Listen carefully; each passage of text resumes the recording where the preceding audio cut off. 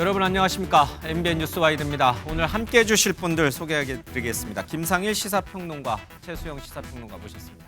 어서 오십시오. 안녕하십니까? 예, 국민의힘 전당대회 그리고 전환길 씨가 어디까지 이 전당대회 영향력을 행사하는 것인가 이 부분을 먼저 집중적으로 살펴보겠습니다. 먼저 영상 보시죠. 이 위기 속에서 국힘을 살리겠다고 하는데 이런 사람이 지금 시점에서는 적절한 당대표 후보다. 이래서 저는 당대표에 대해서 장동혁 후보를 지지합니다. 지금 여러분이 손가락질하는 전환길 선생, 그 겨울 우리 당을 지키자고 했던 사람들입니다. 이제 나가라 나가라 외치는 것, 그게 부끄러운 겁니다. 여러분, 제가 운영하는 전환길 뉴스에 물어보니까 거의 90% 가까이가 장동혁 후보가 되었으면 좋겠다, 이런 지지가 있었습니다. 시청자들과 또 다른 당원들의 의사를 제가 무시할 수는 없지 않습니까? 보수 유튜브들끼리 아침에 8시에 유튜브들에 대해 올라온 의견을 제가 말했을 뿐입니다. 제 개인 의견이 아니고요. 그래서 그거 잘못 알려졌다는 것에 대해 바로 잡아드리고 싶고요. 예, 국민의힘 전당대회가 임박하면서 전환길 씨가 어느 후보를 지지하느냐가 전당대회 판세에 상당히 영향을 주고 있다라는 얘기가 흘러나오면서 이 논쟁이 좀 시작된 것 같습니다. 이건 전체적인 얘기를 좀 해야 돼요. 지금 전당대회 판세가 어떻게 흘러가고 있는지, 그래서 왜 전환길 씨가 이렇게 주목받고 있는지 이런 것들을 좀 살펴봐야 되는데, 일단 뭐 얘기를 들었으니까 전환길 씨가 누구를 지지하는지 그 부분도 좀 명쾌하게 선을 긋고 가야 될 것 같습니다. 이건 이제 국민의힘 쪽이니까 네. 우리 최수영 평론가께 네. 먼저 질문 드릴게요. 지금 예. 판세가 어디로 흘러가고 있고 전환길 씨는 그 판세에 어떤 영향을 주고 있는 겁니까? 제가 보기에 이제 지금 당원 80과 국민 여론조사 29조잖아요. 예. 그러니까 지금 내부운이 겨루고 있지만 실질적으로 지금 찬탄파의 경우에는 결선 투표 가기가 어렵고 사실상 3, 4위권 밖으로 밀려났다, 이렇게 보는 게 정확할 겁니다. 이건 뭐 예. 제가 희망상을 말씀드려서는 안 되잖아요. 그러니까 정확하게 지금 현실이 지금 어떻게 진행되고 있는지 분석을 해드린다면은 예. 현재 1, 2위 각축전은 김문수와 김문수? 장동혁 두 후보로 보는 게 맞고요. 예. 그건 뭐 여론조사상 수치도 얘기하고 있지만 실제적으로 당심이 그렇게 가고 있는 것 같습니다. 여기에 원인이 한 세 가지가 있어요. 그러니까 안철수, 조경태 후보는, 그러니까 탄핵을 찬성했던 분들은 3, 4위 사실상 순위권 밖으로, 결선이든지 예, 1, 2위권은 아니다 이런 뜻이군요. 그렇습니다. 예. 그건 뭐 확실하게 말씀드릴 수 있을 것 같습니다. 그래서 단일화 얘기가 나오는데 아마 불가능하게 될 것 같고요. 첫 번째, 저는 왜 이런 현상이 벌어졌는지 세 가지 요인이 하나 있습니다. 첫 번째는 전대가 시작되기 직전에 윤 전 대통령이 구속이 됐어요. 예. 그리고 전대가 시작해서 중반쯤 가는 과정에 김건희 여사 또 구속이 됐어요. 예. 이걸 전 외생 변수라고 부릅니다. 왜냐하면 예측치 못했던 특검의 수사에 따른 후속 결과니까. 예. 두 번째, 또 뭐가 있었냐 그러면은 그 정청래 후보의 또 당선이 있었어요. 예. 그건 이제 바로 전대 과정에서 있었던 거죠. 정청래 후보가 만약에 아니라 박찬대 후보가 됐었으면은 약간 협치의 공간도 열리면서 이른바 국민의힘 내에서 찬탄파의 합리적인 좀 찬탄파와 쇄신과 혁신을 얘기하는 사람들이 공간이 좀 열렸을 텐데, 그러니까 저쪽이 합리적인 당대표가 나왔더라면 이쪽도 합리적인 그렇죠. 보수가 힘을 얻을 수 있었다. 엇박자가 아니라 순박자가 날 수 예. 있었겠죠. 그런데 그게 사라지고 나는 악수도 하지 않겠다. 이런 얘기들이 나오면서 강성당원들의 더 결집력도 강해졌죠. 아니, 상대가 우리를 말살하려고 하는데 우리가 왜 유화적인 제스처를 해야지? 우리도 싸울 수 있는 후보를 해야 되는 것 아니냐면서 반타파 입장도 강해졌고요. 예. 마지막으로 이제 제가 말씀드리는 게 이제 이 룰 과정을 통해서 그다음에 전환길 씨가 또 참전함으로써 예. 이게 더 촉발된 효과가 있었죠. 그래서 저는 외생 변수 세 가지가 지금 국민의힘 당대표 선거 구조를 더 반탄파 후보들이 이제 장악하는 쪽으로 지금 가고 있고, 예. 결국에 저는 이제 22일이죠. 이번 주 금요일이지만 저는 뭐 1, 2위가 과반이 못 나올 것 같아요. 그래서 결선 투표 갈 것 같은데 그 얘기는 더 나중에 하도록 하고, 이렇게 지금 원인을 분석하면은 제가 지금 말씀드린 세 가지 외생 변수가 국민의힘을 더 강고한 이른바 반탄파의 결선 구조를 만들었다라고 분석드리겠습니다. 그러니까 윤 대통령 부부의 구속, 그다음에 민주당의 정청래 대표 강성인 네. 정청래 대표의 등장, 그다음에 전환길 씨 참전. 여기에 전환길 씨의 참전으로 인해서 탄핵 반대파들은, 그러니까 안철수, 조경태 의원은 밀려나고 네. 지금 김문수, 장동혁 후보의 대세론이 형성된 그렇습니다. 것이다. 네. 근데 이 대세론이 여기서 또 분화가 이루어지는 그렇습니다. 거잖아요. 그래서 지금 이제 문제가 되고 있는 것인데, 송일종 의원의 얘기를 잠깐 들어볼 수 있을까요? 결선에 딱 2명 올라가는 거잖아요. 누가 올라갈 거라고 전망하십니까? 지금 확실한 것은 김문수 후보의 하락세가 확실해 보이고요. 하락세? 예. 또 그럼 상승세도 있을 거 아니에요? 거기에는 장동혁 후보가 좀 상승세가 있는 것 같습니다. 아무래도 그렇게 봐야지요. 재선이고 젊고 그러기 때문에 당의 변화를 당원들이 또 국민들이 변화하고 있구나라고는 국민의 요구가 사람으로 이렇게 투영된다고 볼 수 있죠. 예, 최수영 평론가께서는 탄핵을 찬성했던 이른바 이 안철수, 조경태 후보가 왜 밀려났는지까지는 잘 설명을 해주셨어요. 네. 근데 이제는 이제 탄핵을 반대했던 이른바 반탄파 가운데 김문수와 장동혁 후보 간에 누가 그러면 우위에 있고 누가 그러면 뒤따라 붙고 있는 거냐, 이제 이 얘기를 좀 들어가 보면, 네. 자, 이 국민의힘 당대표 이 적합도 여론조사입니다. 뭐 여론조사마다 조금 다르긴 합니다만은 지난달에 나온 여론조사만 보면은 김문수 후보와 장동혁 후보가 더블 스코어 차이가 나요. 네. 근데 최근 걸 잠깐 보여주시면 더블 스코어가 거의 초근접으로, 이건 사실 뭐 오차범위 내에 있기 때문에 대등해졌다 이렇게 이제 우리가 봐야 될 것 같은데, 왜 이런 현상이, 그러니까 왜 장동혁 후보가 급부상하고 네. 성일종 의원의 말대로 김문수 후보는 하락세인가? 네. 이 요인은 그럼 또 무엇인가? 모든 사람들이 분노와 멸시에 사로잡혀 있기 때문이죠. 자신들에게 불리한 상황에 대해서는 분노가 지금 폭발해 있고 예. 감정에 휩싸여 있고요. 상대는 악마화시키면서 멸시하는 그런 상황이 지금 예. 있는 겁니다. 그런 것들을 지금 굉장히 부추기는 것이 전환길 씨고요. 그런 것들에 대해서 촉발한 게 윤석열 피고인데요. 예. 문제는 이런 겁니다. 그러면 이 지지층은 사건 사고에만 매몰돼 있지 정치적인 주관이나 가치관은 없다는 거잖아요. 그럼 본인들이 보수 정당에 지지를 한다. 그러면 어떤 가치를 지지한다. 이런 게 있어야 되는데 그런 게 지금 없이 마치 어떤 한 인물이 예. 자기 인양 동일시하고 그거에 같이 분노하고 지금 그러고 있다는 게 굉장히 큰 겁니다. 근데 그 분노가 또 이성을 완전히 마비시킨 게 뭐냐면 윤석열 피고인은요. 사실상 위헌, 내란 혐의로 헌재에서 최종 파면을 당한 사람입니다. 헌재가 판단한 건 뭡니까? 지금 계엄이나 윤석열 피고인의 행위는 위헌이다라는 거는 명확하게 예. 판결을 내린 겁니다. 형사적인 범죄에 대해서만 양형이라든가 이런 걸 정하지 않았을 뿐이지 위헌이라는 건 명확하잖아요. 근데 그것을 받아들여야 된다. 그 길을 가야 된다. 그 사람을 옹호하고 거기를 중심으로 그 가치를 가지고 정당이 나가야 된다. 예. 이렇게 하면은 그것은 사실상 그 정당 전체가 위헌 정당이 돼버리는 거거든요.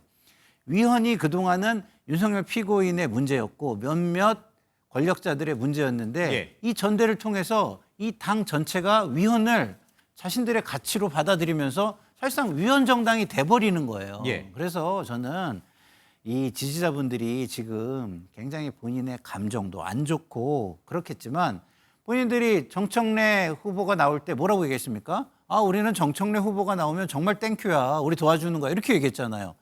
똑같은 상황으로 자신들의 정당을 바라볼 시점이다. 예. 그렇지 않으면 지금 민주당 지지율 하락과 똑같은 지지율 하락을 국민의힘이 다시 맛보게 될 겁니다. 예. 최수영 평론가님, 김문수, 장동혁 두 후보 모두 이재명 대통령 또 이 강성인 정청래 대표하고 싸울 만한 강한 네. 내공을 갖고 있다라고 봐야 되는데 네. 둘 다 이제 탄핵에 대해서 반대를 했고요. 도대체 둘 사이에 어떤 차이점이 있길래 전환길 TV 유튜버 보수 유튜버 시청자들의 80% 90%가 장동혁을 지지하고 왜 김문수 후보를 지지하지 않는 것일까? 저는 두 가지 예. 원인이 있다고 봅니다. 첫 번째는 김문수 후보가 안정감과 일관성을 보여주지 못했어요. 김문수 후보가 처음에 그런 뭐 합동 뭐 면접, 합동 뭐 유튜브 뭐 이런 얘기들 나왔을 때 예. 본인이 가지 않겠다고 했어요. 뭐 재고해보겠다, 고려해보겠다고 자기는 일단 안 가겠다고 했어요. 보수 유튜버를 멀리했다. 그렇죠. 그 다음에 조금 대세가 이제 장동혁 쪽으로 가는 것 같으니까 하겠다고 또 뒤늦게 얘기합니다. 그게 이제 일관성에 대한 문제가 있고 개혁의 결이 약간 달라요. 예. 그러니까 또 하나가 뭐냐면 김문수 후보 같은 경우에는 기본적으로 당내 세력이 없는 상황에서 예. 외부 세력을 통해서 당을 좀 쇄신하겠다는 생각을 갖고 있는 것 같은데 여기에 대해서 당 주류 의원들이 불안해하는 겁니다. 폭이 어떻게 될지, 또 대상은 어떻게 될지, 그리고 이제 그 원내 의원들이 아니라 원외에 있는 소수의 김문수 후보 측과 이제까지 관련이 있었던 사람들과 좀 친분이 있다 보니까 예. 이 사람들이 또 칼자루 어떻게 질까? 일종의 말하자면 예측하지 못하는 데 대한 불안감이 있는데 장동혁 후보는 안정감 있게 얘기합니다. 난 당을 지키겠다. 45명 그때 당을 지키러 갔던 그 의원들 옹의 부대에 대해서도 나는 책임 묻지 않겠다. 그러니까 그리고 이제- 오히려 지금 우리에게 내부에 총질하는 사람들에 대해서 나는 당을 나가라고 하겠다. 아주 선명했어요. 처음부터. 그리고 이게 강화되면 강화됐지 줄어들지 않았어요. 예. 그게 저는 일종의 대세론에 또 약간 불을 붙였고 원내 의원들이 그 불안감을 해소하고 이른바 예측 가능한 혁신, 예측 가능한 쇄신이 되다 보니까 지지하겠다고 좀 눈덩이 효과가 있었던 것 같은데 김문수 후보는 좀 약간 오락가락하는 모습 보이면서 일관성을 잃었고 더더군다나 이번 과정을 통해서 단일화에 대한 질문이 나왔을 때도 한덕수 후보가 출마 안 했기 때문에 자동 단일화된 거다. 예. 라는 그 얘기가 굉장히 또 반발을 샀던 것 같아요. 그런 측면에서 저는 이제 호불호가 아니라 정확하게 지금 이 초반 대세론을 왜 김문수 후보가 여론조사처럼 극복하지 못했느냐고 얘기한다면 이 두 가지 요인이 저는 가장 크게 작용했다라고 저는 말씀드릴 수 있습니다. 최수영 평론가가 아시면서 일부러 얘기 안 한 부분이 하나 있는 것 같은데 제가 우리 평론가님께 지난 대선 후보 선출 과정에서 친윤계가 막판에 한덕수 후보 쪽으로 가면서 김문수 후보를 버렸잖아요. 그렇죠. 근데 결과적으로는 그걸 구테타라고 표현하는지 모르겠습니다. 구테타가 실패하면서 김문수 후보가 최종 대선 후보가 됐죠. 그렇죠. 친윤계로서는 김문수 후보가 늘 마음에 들지 않는 거예요. 그렇죠. 근데 이번에 또 나왔어요. 안 되겠다. 우리 말 잘 안 듣는 김문수보다는 그렇죠. 내년 지방선거도 있고 하니 우리 말 잘 듣는 장동혁을 밀자라고 맞습니다. 해서 네. 국민의힘의 다수를 차지하고 있는 친윤계가 물론 주류가, 윤어게는 주류가. 아니지만 네. 이분들이 집단적으로 장동혁 후보를 그렇죠. 민 것도 요인이니까. 저는 그렇게 말씀을 드리려고 했죠. 이제 좀 말씀하신 부분이 있지만 김문수 후보 같은 경우는 컨트롤이 안 된다는 거예요. 주류가 현재 친윤계의 주류가. 친윤계의 지금 현재의 주류. 예. 다시 말해서 영남 TK의 주류들이 현역이 많잖아요.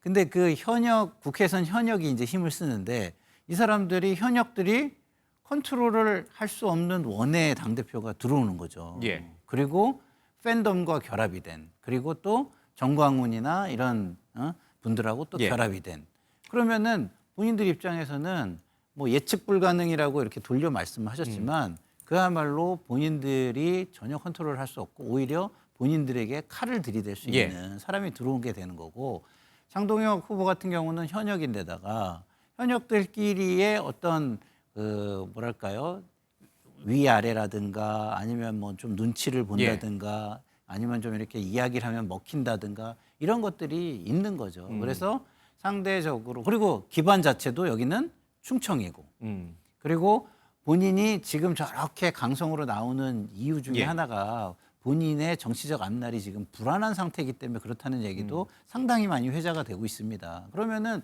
기반이 사실은 장동혁 후보는 별로 없는 겁니다. 예. 친윤 주류에 기대서 정치를 할 수밖에 없는 인사이기 때문에 그런 부분이 친윤 주류가 장동혁 후보를 미는 이유일 수 있다. 지금 말씀하신 그대로 저는 그렇게 생각합니다.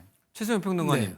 동의하십니까? 동의합니다. 네. 그러니까 제가 아까 예측 불가능, 제가 아까 이제 수사 약간 돌려 말한 이유는 뭐 그것이 이제 직접적으로 이제 친윤들이 예. 뭐 모여서 똘똘 뭉쳐서 장동을 밀었다 이렇게 분석하기 어렵고 그런 거죠. 그러니까 혹시 김문수 후보가 당선됐을 때 칼자루 쥐었을 때 이른바 TK 쪽 물갈이를 과감하게 한다거나 그러니까 예. 예측 또 이분이 이제 2012년인가 새누리당 그때 공천심사위원장을 할 때 상당 부분 많은 기득권들을 또 청산했어요. 그런 게 있기 때문에 혹시라도 불안감이 있고 장동혁 후보는 예측 가능하다는 얘기 뭐냐면 이미 얘기하는 것들이 쭉 일관성이 있었고 그다음에 예. 어떻게 하겠다의 청사진이 분명하거든요. 다시 말하면 우리 내부에 지금 현재 책임을 묻지 않겠다는 건 확실하게 있기 때문에 예. 여기에 대한 안정감이 있었다는 거죠. 그런 측면에 놓고 보니까 지금 이른바 현역 의원을 중심으로 한 과거 이제 구주류 세력들은 장동혁 후보를 미는데 이게 이제 제가 안대로 처음부터 그렇게 밀었는데 왜 이렇게 그러면 큰 폭으로 올라왔느냐. 일관성이 없었고 일관성이 있었고 그다음에 불안감과 공포 마케팅이 어느 정도 먹혔다 이렇게 보면 될 것 같습니다. 예. 전당대회의 시작은 찬탄파와 반탄파로 시작이 됐지만 이제 종반으로 가면서 반탄파는 그러니까 이제 찬탄파는 이제 밑에 수면 밑으로 내려갔고 이 탄핵을 반대했던 이 반탄파 두 분 사이의 신경전으로 2파전으로 이제 변질이 됐다. 그 속에는 말씀하신 것처럼 네. 다양한 친윤계의 당 주도권 싸움이라든지 여러 가지가 영향을 미치고 있다. 이제 이런 모양새가 됐군요.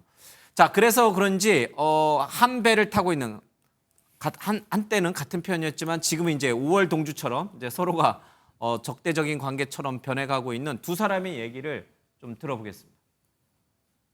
뭐 광화문에서 싸울 때나 모든 걸 알고 있으면서 그저 몇 마디 말에 그 혓바닥에 놀아나는 이런 판단은 옳지 않다. 행이 중요하고 행보다 더 중요한 것은 그 오랜 기간의 역사적인 검증.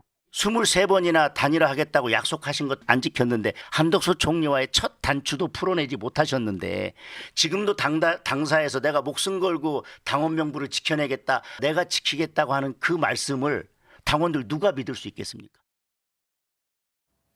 그러니까 안철수 후보라든지 조경태 후보와 이 두 분의 이 설전, TV 토론회에서 이 설전이 관심, 주목을 받아야 되는데 거꾸로 두 사람 사이에 서로가 서로를 물어뜯는 게 더 주목을 받는 형세가 됐습니다.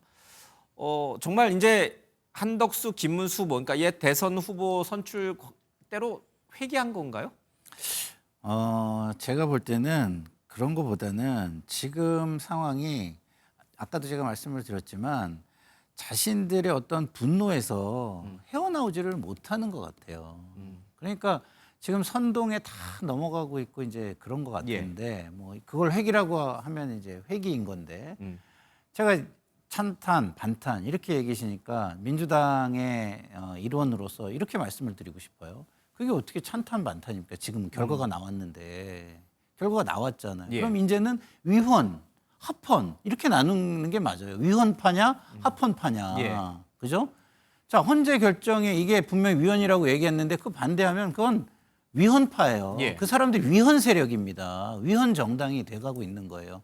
그 정도로 지금 정치가 갈등을 먹고 살고 상대방을 죽이는 데만 매몰이 돼 있어서 예. 자신들이 무엇을 하고 있는조차 무슨 일을 하고 있는지조차도 인식을 지금 못 하고 있는 상황이다. 저는 그런 생각이 들고 그런 분노 속에서 뭐 저희 민주당의 또 당대표께서 좀 불을 지핀 게 있긴 있죠. 있긴 있는데 그게 뭐 이유라고 한다면 정말 그거는 성인도 아니고 자기 생각도 없는 사람들인 거예요. 알겠습니다. 그렇지 않습니까? 예.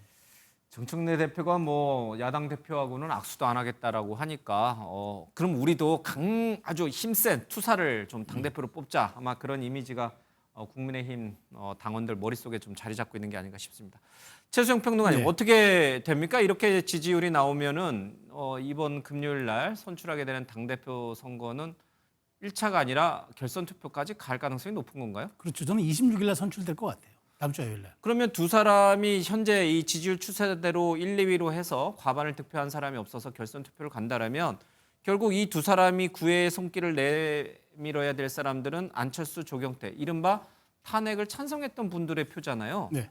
그분들의 표를 구애한다는 게 또 굉장히 모순적입니다. 모순적이기도 하고 쉽지도 않을 거예요, 현실적으로. 그리고 이른바 안철수, 조경태 후보를 지지했던 분들은 예. 아마 기권할 가능성이 있죠. 참여 안 하겠죠. 그러면 이제 결국 이제 있는 것에 대한 총합과 그다음에 그 상대의 것을 더 갖고 오는 더 강성 발언이 저는 있을 거라고 봐요. 그러니까 22일은 이제 금요일은 제가 보기에 이제 지금 이 추세라면은 최소한 지금 여론조사에서 과반이 나오려면요 압도적인 단독 선두가 있어야 돼요. 그런데 예. 지금 압도적인 단독 선두가 없다는 얘기는 과반이 안 나온다는 얘기예요. 그러면은 지금 결선 투표 간다는 건데 그러면 생각해 보십시오. 금요일 날이 안 나오면 화요일이면은 토, 일, 월이란 3일에 이제 휴지기가 있잖아요. 예. 그 사이에 무슨 일이 벌어질 수 있을까? 저는 그 사이에 더 강력한 메시지가 나갈 겁니다. 양 후보들이 서로를 향한. 그렇죠.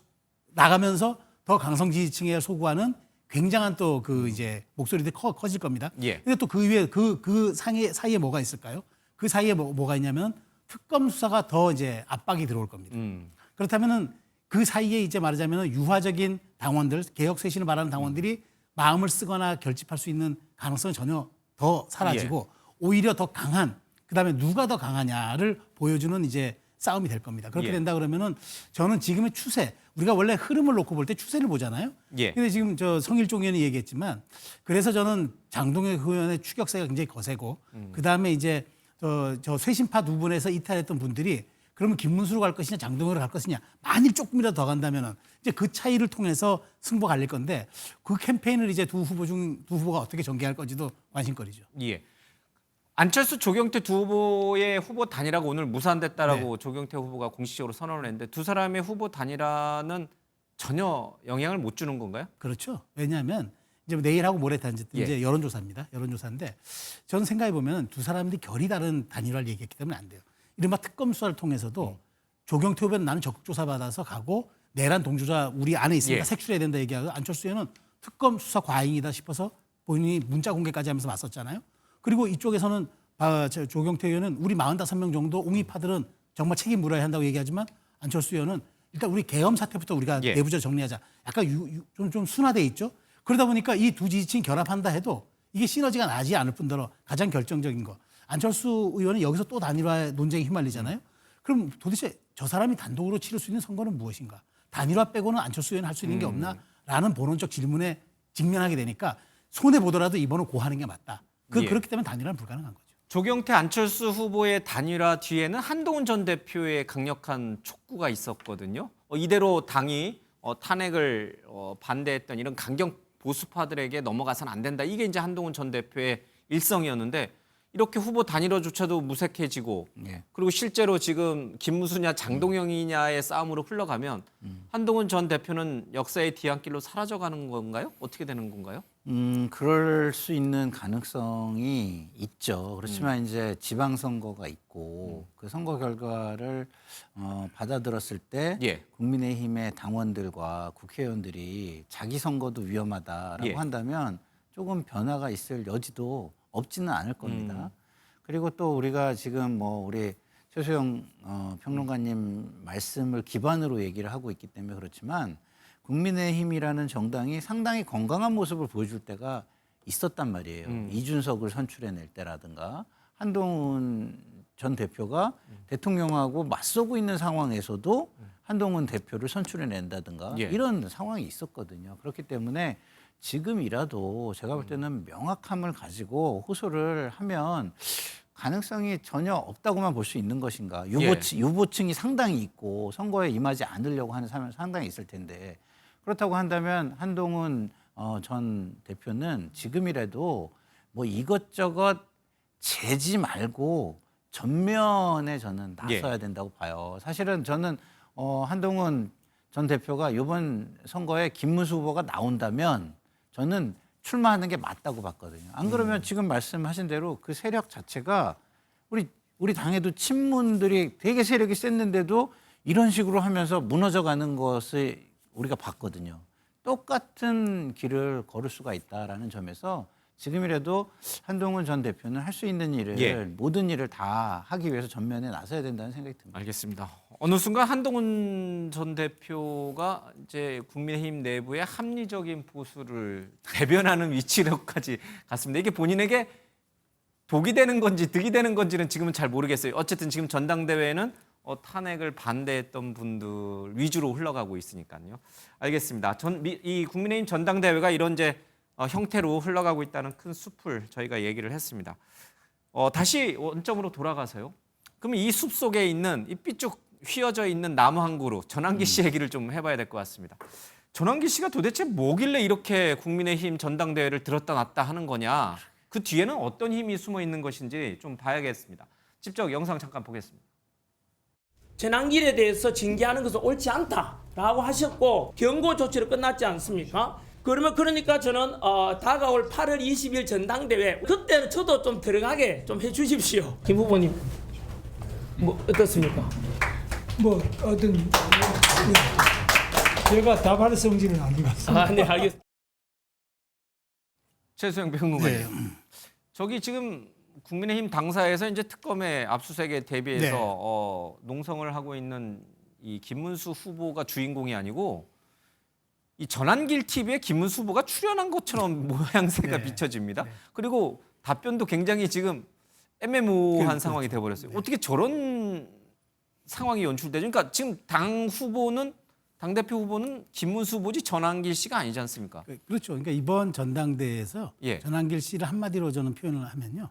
전당대회 신스틸러다. 모든 것을 사로잡은 저 그야말로 주인공은 아니었지만 예. 정말 모든 사람 힘을 집중시킨 씬스틸러가 되어버렸습니다.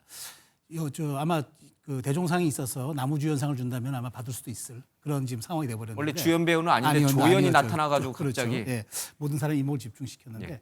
어쨌든 저는 이렇게 생각합니다. 이게 당원 89조가 저는 이런 결과를 낳았다고 봐요. 그러니까 저는 한마디로 전환기 씨를 평가하면은 조금 언론과 미디어가 좀 과대평가를 시켜줬던 정치적 인플루언서인데 왜 이렇게까지 이분이 이렇게 됐냐면 지난 탄핵 과정과 그다음에 계엄, 특검, 출범 이 모든 것들을 과정을 통해서 예. 그 정치적인 어떤 그 보수층의 허탈감을 잘 파고들어서 입지를 구축한 사례인데 예. 저분이 제도권으로 들어가서 한번 평가받은 사례가 4월 그 재보궐선거에서 부산교육감 선거인데 예. 그때 저분이 직접 나서서 했는데도 불구하고 참패했어요. 그러니까 결과적으로 제도권 내에서 영향력은 전 약하다고 보는데 예. 어쨌든 전대 국면에서는 지금 강력하게 지금 그 시그널을 발휘하고 있습니다.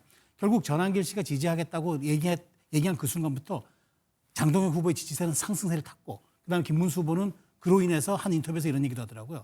부부지간에도 이렇게 선거 때 등 돌리면은 배신감 느끼는데 굉장히 배신감을 느낀 것처럼 얘기해서 아마 오늘 찾아간 것도 전환길 씨가 그런 데 대한 역풍 때문에 왜 당신은 이른바 반탄파 후보들에까지도 균열을 내느냐라는 아마 그런 좀 지적이 있었을 거예요. 김문수 후보 지지층들의 강력한 항의도 있었을 거고 하니까 오늘 아마 저런 형식을 통해서 뭔가 조금 물을 타고 좀 희석시키려는 이제 그런 의도를 가진 것 같은데 어쨌든 저 상징적인 장면이 하나 주는 것은 결선 투표까지 갈 때까지도 전환길 씨가 결국에는 지금 그립을 지을 수밖에 없는 상황이라는 것을 상징적으로 좀 입증하는 장면이라고. 그럼 전환길 씨가 오늘 김문수 후보를 찾아간 것은 등 떠밀려서 간 것이다. 본인이 장동혁 후보를 지지하는 게 아니다라고 말한 것은 등 떨려서 그냥 핑계 변명처럼 한 말이다 이런 뜻인가요? 속내는 여전히 모르죠. 저도 속내는 사실 모르죠. 왜냐하면 예. 전환길 씨의 속내를 제가 어떻게 알겠습니까? 그렇지만 저분은 제가 속내가 없어요. 다 얘기하고 다니니까. 분석을 해 본다면은 예. 아마 저 장동혁 후보를 지지했던 게 예. 일관성 측면이나 그런 게 맞았던 것 같은데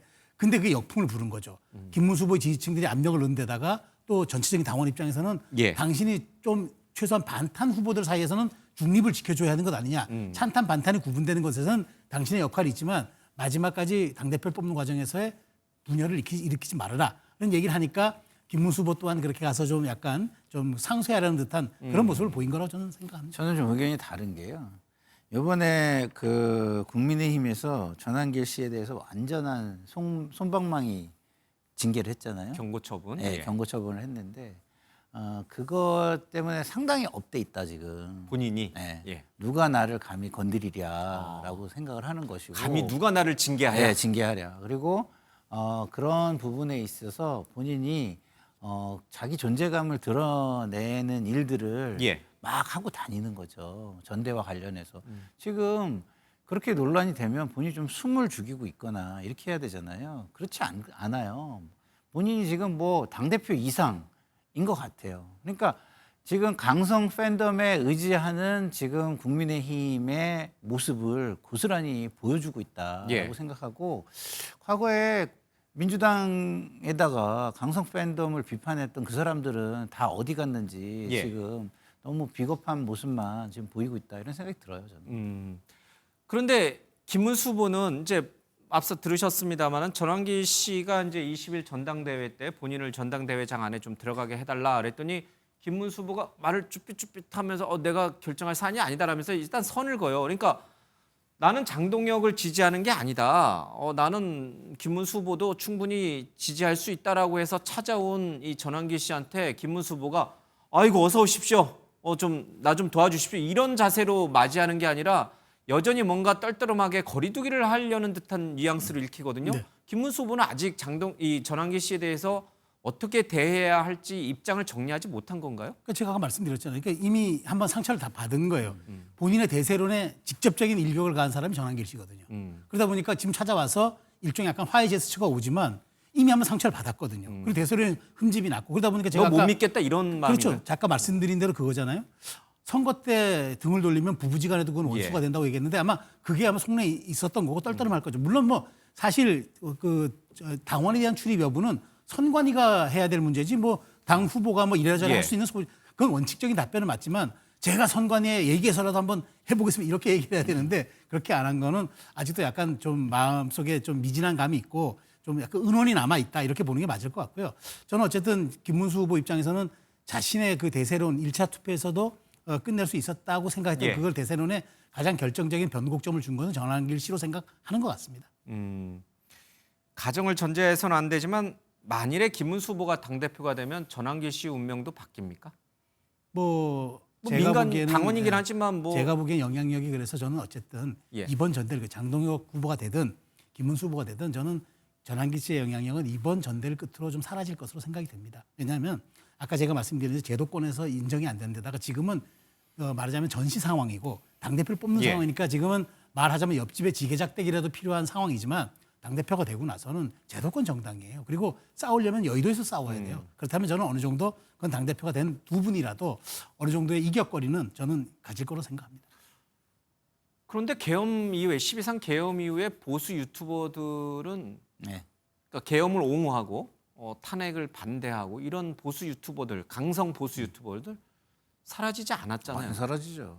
저는 지금 우리 굉장히 최소영 평론가님께서 희망사항을 말씀하셨다고 봐요. 그리고 그 희망사항에 저도 전적으로 같은 희망을 가지고 있습니다만은 우리 민주당의 모습도 똑같잖아요. 강성 지지층이 당내 선거를 좌지우지하고 당내 공천을 좌지우지하는 상황입니다. 그렇다고 한다면은 이제 지방선거 공천과 관련해서도 또 개입하려고 막 하지 않겠습니까? 뭐 후보 품평도 하고 면접 보라고 예. 하고 그럼 또 후보들은 거기 달려가 가지고 지지를 얻으려고 하고 이런 모습들이 드러나지 않겠어요. 그러면은 국민의힘은 위헌 정당이자 그 보수 유튜버에게 휘둘리는 예. 강성 팬덤에 휘둘리는 본인들이 그동안 계속 비판해왔던 그 모습을 똑같이 가는 그런 정당으로 전락할 것으로 저는 봅니다. 알겠습니다. 자, 이 얘기를 이어서 양당의 지지율, 대통령 지지율로 좀 넘어가 보도록 하겠습니다. 먼저요, 이 관련된 영상을 잠깐 보겠습니다. 기본적인 대국민 사과, 진솔한 석고대죄 이런 것은 기본으로 있어야 악수도 사람하고 악수하는 거지.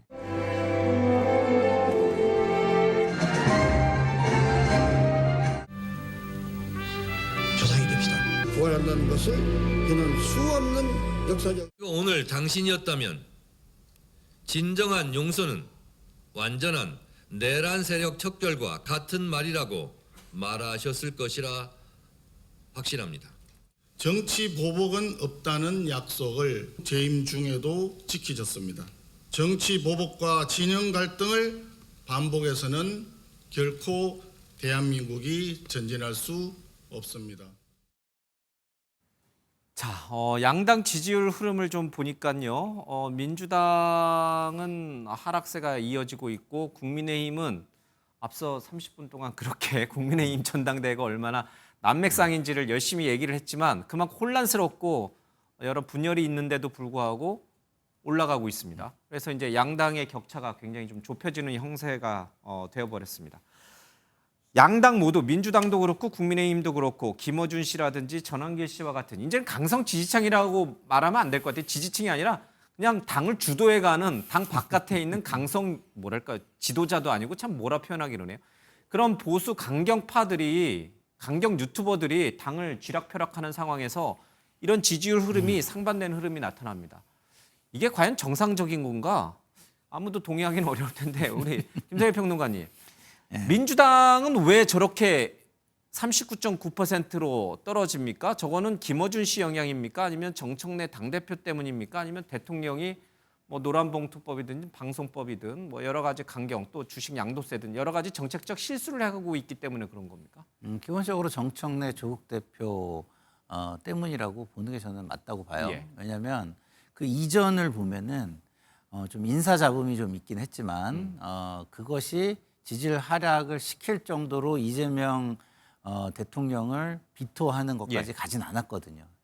그 이재명 대통령께서 취임하시고 나서 국무회의를 주도하면서 보여줬던 행정 어떤 경륜과 그다음에 역량 이런 거는요 국민들이 굉장히 신선한 충격을 줬어요. 그리고 박수를 받았고 그런데 그런 것들이 지금 계속 드러나지 못해요. 지금 안 하고 계신 게 아닌데 예. 드러나지 못하고 있습니다. 그럼 왜죠? 아까 씬스틸러라는 표현을 쓰셨는데 저희 쪽에도 씬스틸러가 2명이 등장을 한 겁니다. 당대표와 조국 혁신당 대표 두 사람이 지금 마치 차기를 두고 경쟁하듯이 자신들의 정치를 하고 있어요. 예. 사실 이재명 대통령과 이재명 정권의 성공을 위해서라면 자신들을 좀 가리고 이재명 대통령이 하는 어젠다에 힘을 실기 위한 노력, 이재명 대통령의 발언에 힘을 실기 위한 노력, 이런 것들을 해야 되잖아요. 그리고 그 속에서 롤플레이를 해가지고 국민의 뜻을 좀 전달해가지고 좀 더 정부가 잘 나가는 방향으로 예. 보탬이 되는 모습, 굉장히 합리적인 세력으로 보여지게 하는 어떤 포장지 역할, 이런 것들을 적극적으로 해줘야만 하는데 지금은 본인들이 주예요. 정권과 대통령은 없습니다. 정말 당대표가 되면서 대통령을 그만큼 세일을 하고 그다음에 특별사면이 되면서 고마움을 표시한 사람들이 맞는지 싶을 정도로 지금은 자기 정치에 너무 매몰돼 있다. 이런 예. 생각이 들고 그 자기 정치들이 모든 어젠다와 이슈를 다 빨아가고 있다. 이런 생각이 알겠습니다. 들어요. 그러면 대통령과 이 정부는 잘못한 게 없다 이런 뜻인가요?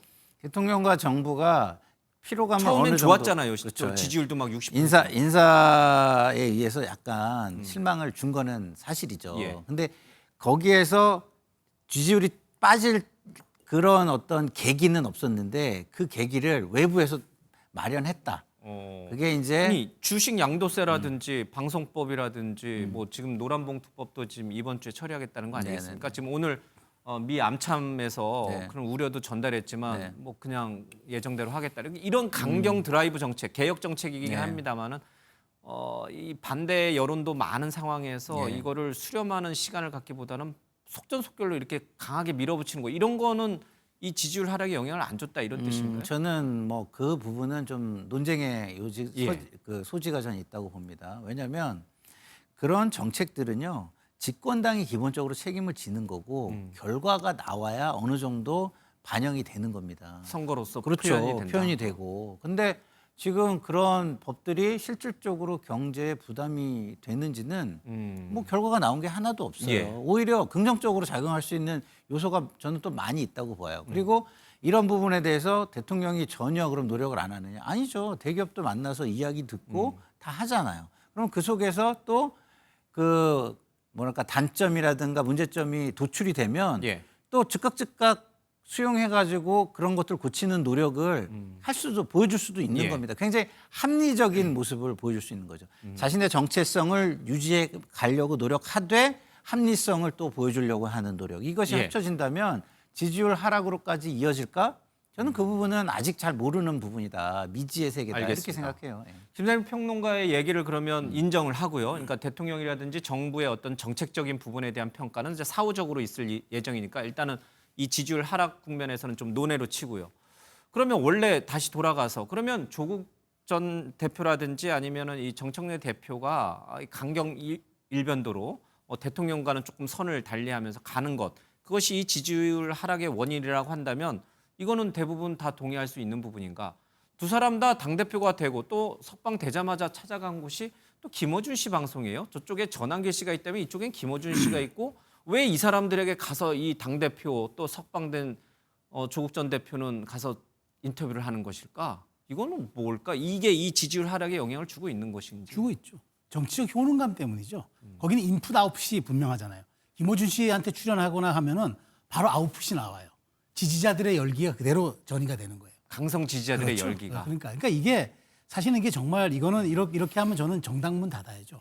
정당이 뭐하러 필요합니까? 대의민주주의 뭐하러 합니까? 직접 민주주의하고 중부 정치하고 광장으로 나가죠.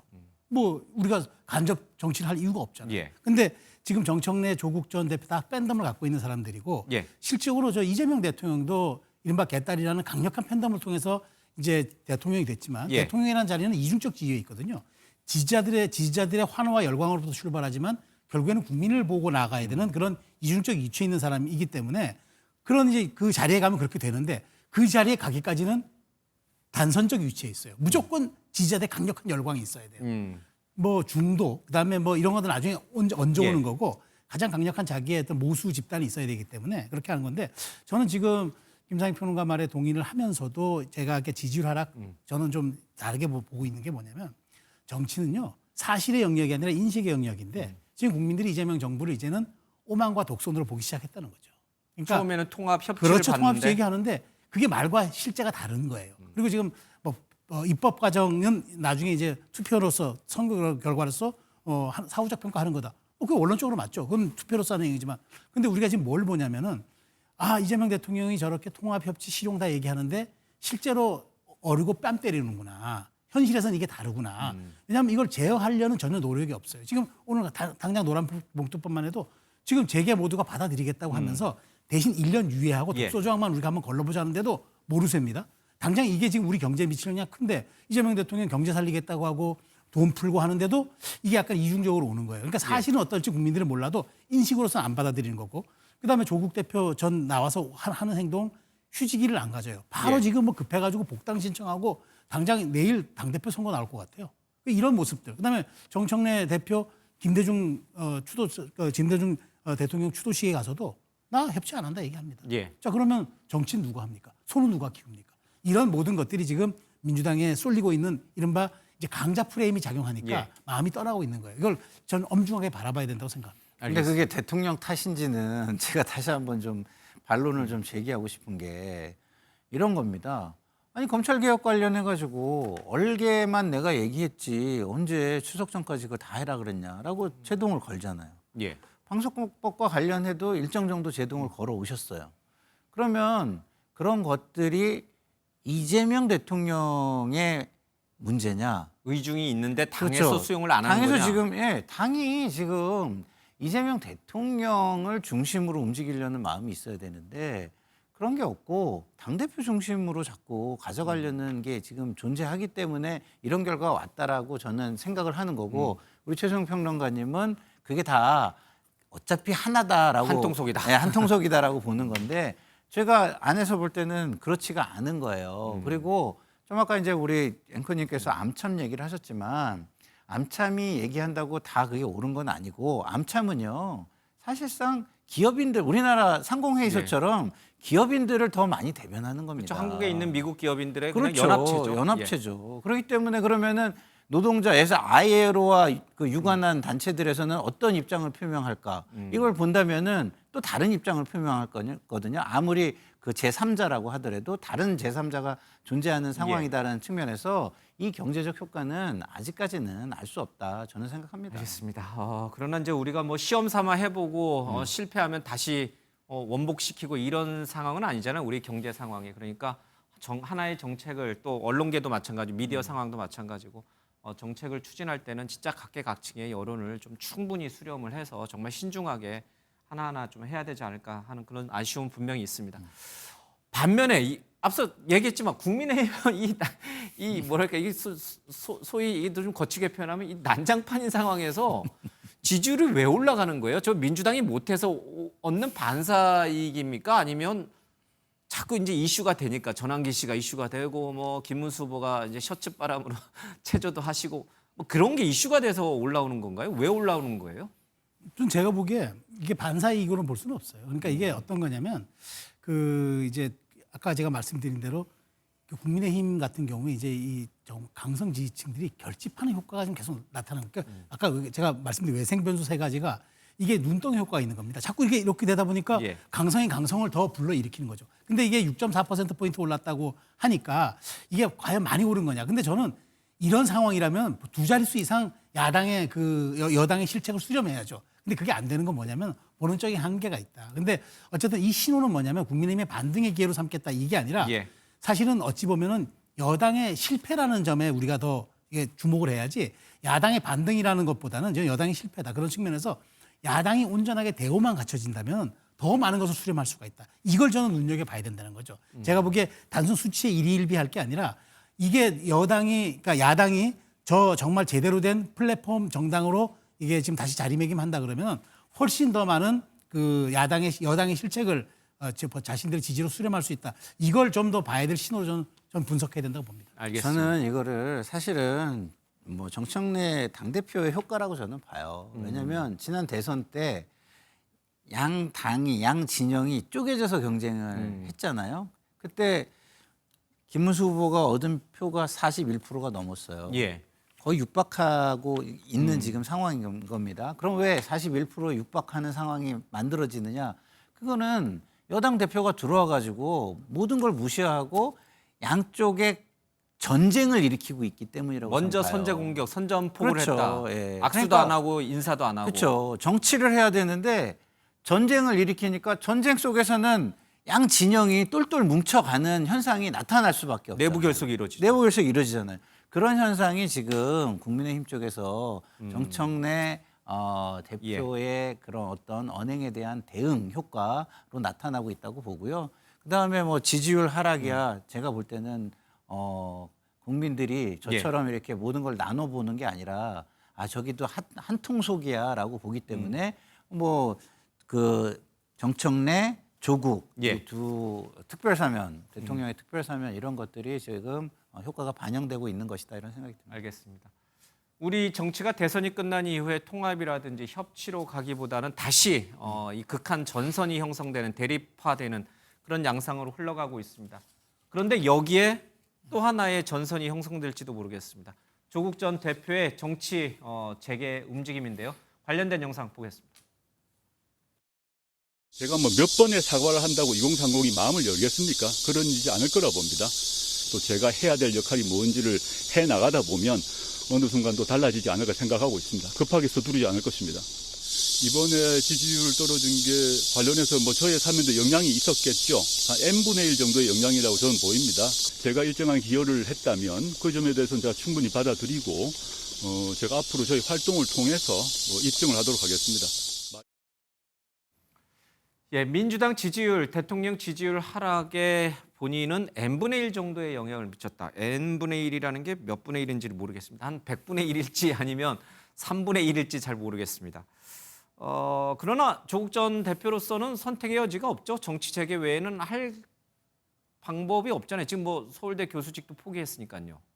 그러니까 뭐 사업하던 사람이 뭐 잘못해가지고 감옥 갔다 다시 돌아오면 그 다음에 또 할 수 있는 게 사업밖에 더 있습니까?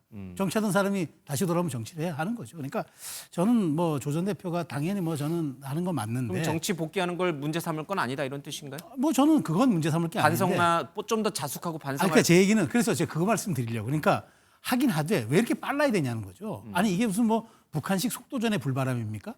이거 최소한 이거는 형기의 3분의 1도 안 맞은 상태에서 사면됐잖아요. 그러면은 일단 그리고 아직도 공정과 상식에 대한 또 본인이 얘기했던 것에 대한 2030 지금 본인도 얘기하잖아요. 2030이 내가 몇 번 사과한다고 달라지겠냐. 그러니까 본인도 부채의식과 문제의식 갖고 있어요. 그런데 안 하겠다는 거 아닙니까? 어차피 뭐 해도 욕먹을 거 욕먹고 가겠다는 얘기인데 뭐 이렇게 당당합니까?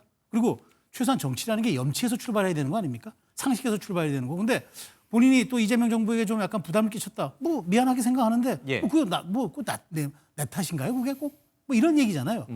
저는 이게 정치라는 게 국민의 상식적 눈높이에서 부합하는 게 저는 그 정치고 그다음에 국민이 원하는 것과 필요한 것 사이를 해결하는 게 정치인데 조 전 대표가 지금 너무 급해 있다. 그러니까 저는 아직도 관심받는 사람으로서만 존재하는 거지 본인이 포괄적인 어떤 걸 공공선의 정치라는 것에 대해서는 아직도 인식이 부족하다. 그리고 본인이 최소한 전 그 잘못에 대해서 인정을 몇 번 더 한 다음에 뭐 내년 정도 해도 되는데 당장 저는 뭐 당대표 선거가 내일 모레 있는 것 같고 총선이 다음 달에 있는 것 같아요. 그래서 저는 저런 것들이 아마 상당 부분 여권 전체 왜냐하면 조 전 대표는 조국 여신당이라고 얘기하면서 제3정당이라고 얘기하지만 누가 제3정당이라고 봅니까? 다 범여로 분류하죠. 그런 측면에서 상당 부분 저는 저게 앞으로 여당이 정치하는데 굉장한 좀 동력의 상실로 이어질 거라고 봅니다. 이런 우려는 사실 야당뿐만 아니라 여당 내에서도 좀 나옵니다. 지난 대선에서 이재명 대통령을 도왔던 박용진 전 의원도 비슷한 류의 우려를 표명했는데 잠깐 들어볼까요?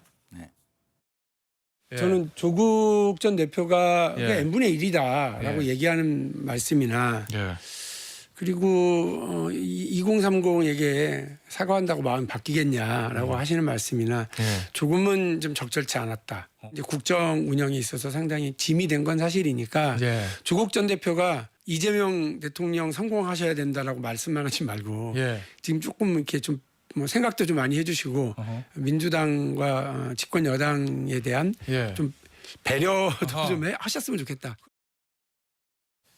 조국 전 대표는 오로지 국힘을 제로석, 그러니까 네. 빵석이죠. 이렇게 의석이 없는 당으로 만들고 윤 전 대통령과 관련된 사람들, 내란과 관련된 것을 척결하고 이게 이제 아마 정치의 지상 목표가 된 듯합니다. 네. 그 외의 것, 이재명 대통령의 지지율이 떨어지고 민주당의 지지율이 떨어지는 거는 안중에 없는 건가요? 그러니까 공의는요, 공익과 국가, 국민, 역사 이걸 생각해야 되잖아요.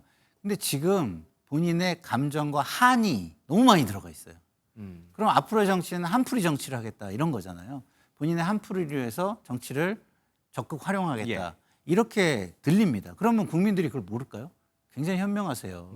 감정을 좀 추스릴 필요가 좀 있다고 보고요. 정말 공인이 나와 다른 생각을 가진 국민이라고 해가지고 그냥 무시하면 공인의 자격이 있겠습니까? 없죠. 저런 얘기는 해서는 안 돼요. 나를 다르게 생각하는 사람도 국민으로서 존중하겠다는 마음을 예. 가지고 있어야 공인의 자격이, 공직자의 자격이 있는 겁니다. 그런데 그런 부분을 여과 없이 드러냈다는 점에서 굉장히 부적절한 모습을 보였다고 보고요. 그리고 n분의 1이다. 이 얘기도 정말 교묘한 이야기예요. 그게 n이 1이면은 100%잖아요. 그렇죠.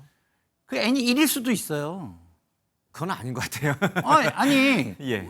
지금 현실에서는 본인은 그렇게 생각 안 하고 얘기했겠지만 지금 현실에서는 그 n이 1일 수도 있고 조국 아니면 때문에 조국 전 대표 사면 때문에 대통령 지지율과 그럼 우리가 민주당 지금까지 지지율이 얘기하는 거로는 그러면은 n이 2잖아요. 정청래, 3, 조국. 4, 그죠? 예. 그러면 특별 사면 한 사람들까지 좀 넣으면 윤미향까지 3 또는 4잖아요. 그럼 4분의 1에 책임이 있으면 어마어마한 책임이 있는 거예요. 3분의 크다, 1에 매우 크다. 그렇죠. 근데 그걸 n이라는 표현으로 교묘하게 얘기하면서 상당히 많은 것이 있는데 거기에 조그만 거 하나다 이렇게 얘기를 했는지 모르지만 우리는 그러면 n이 몇 개냐라는 거를 따지고 들어간다면 그 n은 몇 개 되지 않는다로 또 규결되게 된다는 말씀을 드리고 싶습니다.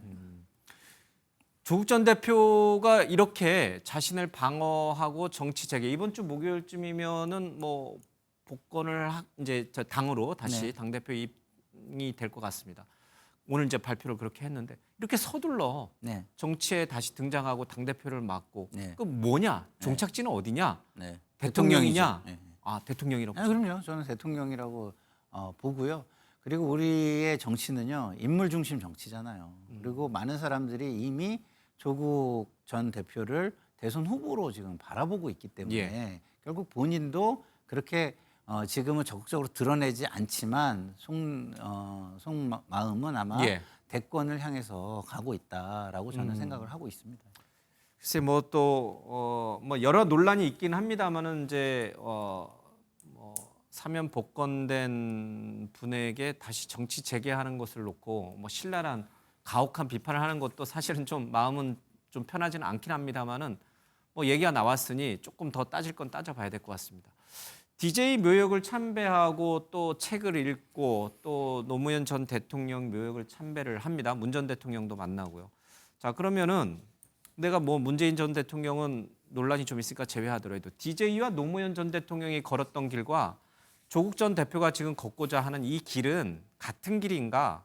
정말 모방하고 따라가는 건가 그분들을 아니면 그분들이 외쳤던 통합이라든지 대연정이라든지 어떤 그런 것과는 다르게 본인의 사익을 추구하는 정치를 하는 것인가? 그 해석을 좀 우리 시청자분들이 명확하게 이해할 수 있도록 좀 해주세요.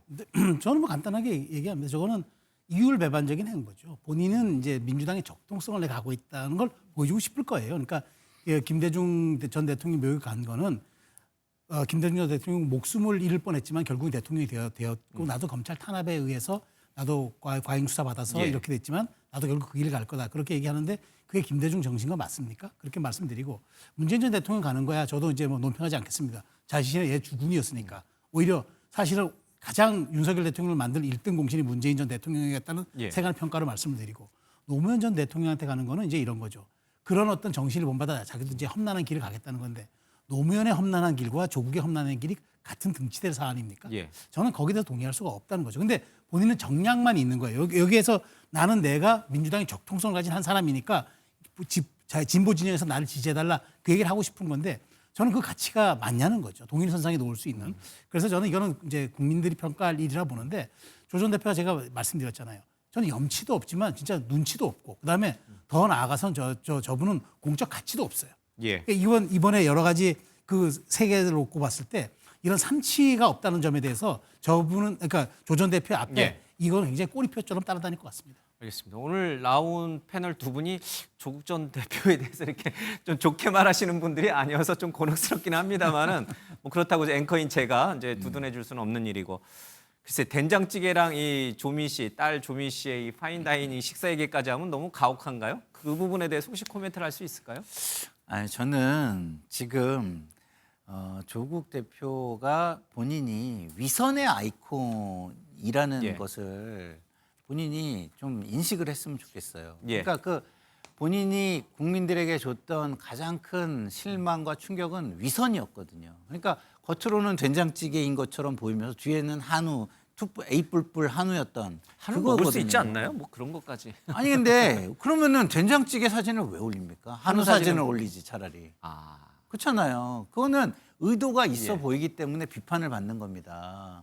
내가 이렇게 뭐 소박하게 뭐 서민 이미지를 주면서 자 그동안에 그 지난번에 예. 그 감옥에 가기 전에 모든 사람들이 뭐였습니까? 조국을 모두가 개혁의 아이콘, 그 다음에 우리가 뭐 이렇게 따라가야 될 예. 모범의 아이콘으로 봤었는데, 봤더니 그 자리에 가면서 했던 일들은 정말 공정과 상식에 위배되는 예. 정말 위선적인 모습. 그래서 위선의 아이콘으로 본인이 바로 우뚝 서게 된 것이었거든요. 예. 근데 그 부분을 지금 전혀 생각하지 않고 여전히 어떤 위선적인 모습, 그 위선적인 이미지가 다시 불러 일으킬 만한 그런 행동을 한다면 큰 패착이 되지 않을까 이런 생각이 듭니다. 예. 뭐 진보 진영에 있는 정치이니까 뭐 DJ 노무현 전 대통령 묘역을 좀 참배하고 그런 거 다 좋습니다. 가족들끼리 뭐 맛있는 식사하는 거 좋은데 그런 걸 왜 사진을 올려서 이제 인터넷에 올려서 그렇게 공연히 논란을 일으키느냐, 이제 이 부분에 대해서는 좀 날카로운 따가운 지적들이 있는 것 같습니다. 자, 특검 얘기로 좀 가보도록 하겠습니다. 한덕수 전 국무총리도 지금 특검에서 조사를 좀 받고 있습니다. 오늘 이제 출두를 했는데 그 관련된 영상 먼저 보겠습니다. 비상계엄 선포문입니다. 보신 적은 있으십니까? 저 비상계엄이 선포되는 당시에는 제가 전혀 인지를 하지 못했고요. 해제 국무회의를 마치고 사무실로 출근을 해서 양복 뒷주머니에 있는 것을 알았습니다. 그럼 여전히 내란에 가담하거나 동조하지 않으셨다는 입장이신가요? 계엄문건 챙기는 장면 시민이 반복하는 보도에 대해 어떤 입장이신가요? 고생 많으십니다. 계엄 선포 측과 추경호 의원과 어떤 내용으로 통화하셨습니까? 예, 법적인 얘기를 좀 들어야 돼서 이고은 변호사가 자리를 함께 해주십니다. 어서 오십시오. 안녕하세요. 예. 한덕수 전 총리가 오늘 특검에 다시 이제 두 번째 소환 조사를 받았는데 이쯤 되면은 기소가 확실시 되는 건가요? 어떤 혐의인가요? 한 전 총리 같은 경우엔 두 가지의 갈래로 우리가 혐의를 생각해 볼 수 예. 있습니다. 일단은 이 내란 혐의 관련하여서 이 중요 임무 종사를 했는가. 실제적으로 한덕수 전 총리 같은 경우에는 국회 자리라든지 헌재의 증인으로 출석해서 나는 이 계엄 선포문에 대해서 사전에 인지하지 못했고 또 국무회의 과정 중에서도 이 부분에 대해서 나 적극적으로 우리는 이것이 타당하지 않다라는 반대 의사를 밝혔다라는 취지로 이야기를 했는데 예. 특검이 확인한 대통령실 CCTV랄지 지금 속속들이 발견되는 증거는 한 총리가 꽤나 이 계엄 선포와 이후에 있었던 이 비상계엄 해제 결의 관련해서 상당 부분 역할을 한 것은 아니냐라는 지금 의혹을 받고 있습니다. 예. 그래서 이 부분 관련해서 이 내란 중요 임무 종사 혐의에 대한 조사를 받고 있는 거고요. 두 번째는 그간 헌재에서 증언한 내용, 국회에서 이야기했던 내용들이 위증이 아니냐라는 혐의를 받고 있어서 현재 이제 두 번째 특검 조사 받고 있는 것입니다. 지난달 7일에도 참고인으로 조사 받았고요. 예. 24일에 자택 및 이 국무총리 공간에 대한 압수수색이 있었고요. 오늘은 피의자 신분으로서 특검에 두 번째 출석해서 조사를 받고 있는 그런 상황입니다. 예. 그러니까 계엄 선포 사태가 이제 해제가 된 이후에 집에 와서 봤더니 뒷주머니에 양복 뒷주머니에 뭐가 이 계엄 선포문이 자기도 모르게 꽂혀져 있더라. 또 이상민 전 장관 같은 경우는 뭐 책상 위에 이렇게 있는 거는 봤지만 내용은 몰랐다. 뭐 추경호 전 이제 원내대표도 뭐 뭘 주긴 했는데 뭐 이렇게 접혀져 있어서 못 봐. 이런 말들이 국민 상식에서 봤을 때도 이상한데, 그렇죠? 누가 뭐 꽂아놓을 리는 없잖아요. 그런 것들이 다 위증이고 모의 정황이다 이런 뜻이군요. 특검에서 네, 봤을 그렇습니다. 때는. 네, 그렇습니다. 그리고 국무총리라는 자리 자체가 국정 운영에 있어서 거의 2인자다라고 불릴 예. 수 있을 만큼 과연 한 전 총리가 윤 전 대통령이 비상계엄을 결심하고 실행하는 단계까지 나아갔을 때 어떤 모종의 역할을 한 것은 아닌지, 또 심지어 많은 언론 보도가 된 것처럼 사후에 이 정당성을 부여하기 위해서 사후 이 비상계엄 선포문을 작성했고 한 총리가 서명했다가 이것이 문제될 소지가 있다면서 또 폐기를 지시한 그런 예. 부분들도 있기 때문에 이러한 다양한 혐의들에 대해서 현재 조사를 받고 있다, 이렇게 이해하시면 될 것 같습니다. 알겠습니다.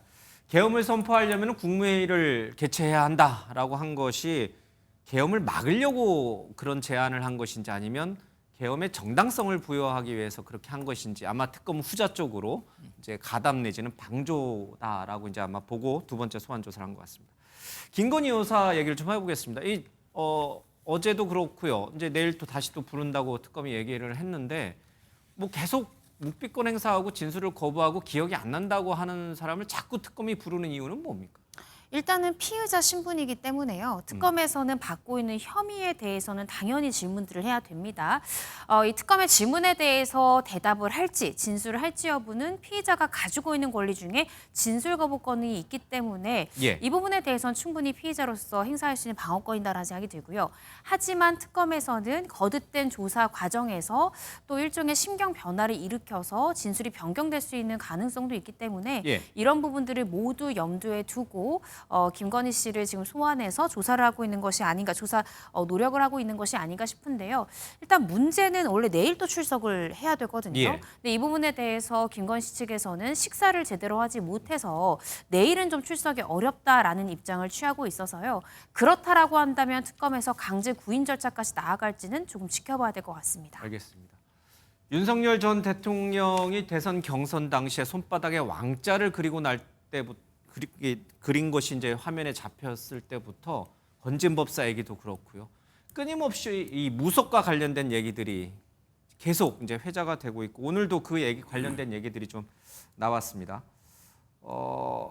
서울의 소리 녹취 21년도 당시 김건희 씨 목소리인데 잠깐 들어보겠습니다.